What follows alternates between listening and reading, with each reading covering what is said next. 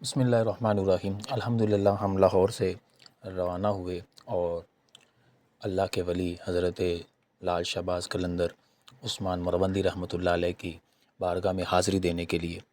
آپ سادات کرام اور مذہبی گھرانے سے تعلق رکھتے ہیں۔ آپ کا نام سید محمد عثمان ہے جبکہ آپ کا لقب لال شہباز قلندر ہے۔ اللہ پاک نے آپ کو اس قدر حسن و جمال عطا فرمایا کہ آپ کی پیشانی کے نور کے سامنے چاندنی بھی مات ہو جاتی تھی۔ مولانا میر سید غلام علی آزاد بلگرامی فرماتے ہیں کہ آپ کا سلسلہ نسب 13 واسطوں سے حضرت سیدنا امام جعفر صادق سے جا ملتا ہے۔